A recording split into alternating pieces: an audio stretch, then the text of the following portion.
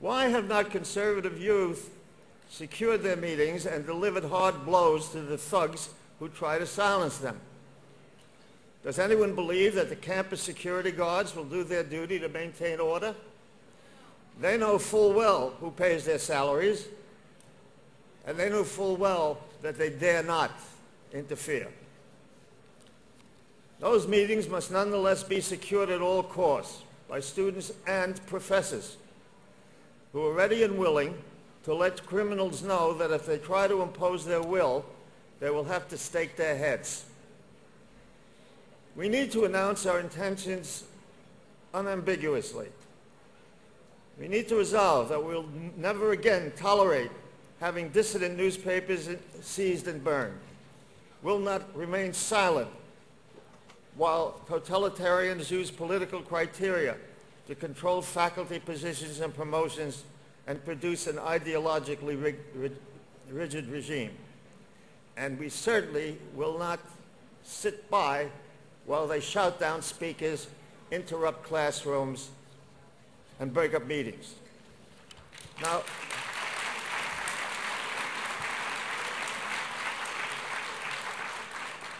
the stakes are much higher than campus hijinks. And this has been one of the problems, you know.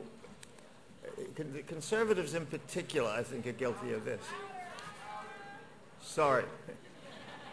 Conservatives, I think, are particularly guilty of this. Somehow, I have the sense they don't take what happens on the campuses as nearly as important as other struggles in American politics.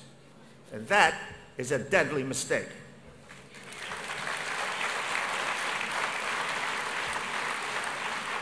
Our universities and colleges are the place where our intelligentsia is trained. They're the training ground for mass education, or rather mass indoctrination.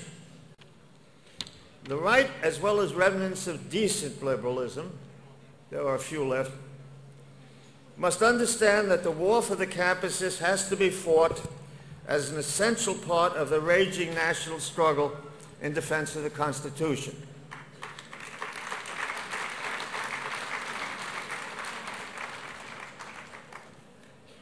And also the defense, if I may say so, of the unborn, and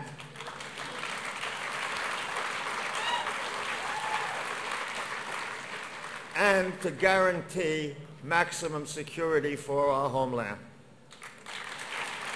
This is a national, not merely a campus war. And we must demand stern laws and stiff sentences to render campus violence a police matter, or alternatively a matter for some reaction.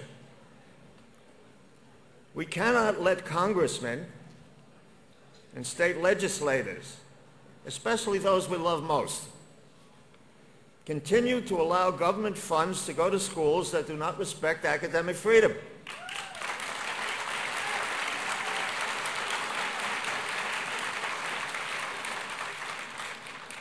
As for academic standards, without violating academic freedom, I don't know how you can complain when professors want to teach courses on the proper use of condoms or whatever they're doing. But we face a marvelous irony. Politicians who want to defend academic freedom cower in the face of charges of McCarthyism and racism. They are afraid of attacks from demagogues, extortionists, and protection racketeers. And what else is Jesse Jackson?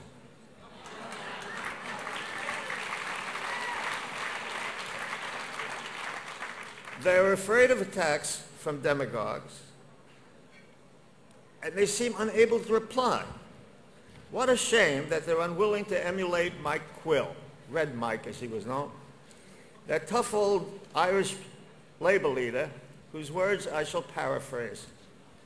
I'd rather be called a racist by a cowardly punk than be called a cowardly punk by a racist.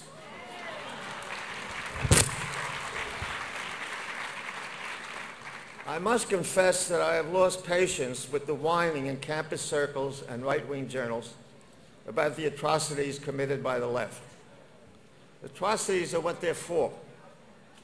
I keep recalling a slogan I learned from the hero of my teens, an unpleasant fellow whose name I dare not utter. He was fond of responding to provocations with a sage piece of advice: deliver 2 blows for 1. I have often heard from conservative students that they dare not return the blows because we don't do that. Well, that's wonderful. But then stop whining and agree to be used as doormats rather than risk your skins. But don't be surprised to learn that your enemies hold you in contempt. You have given them no reason to fear you, and therefore no reason to respect you.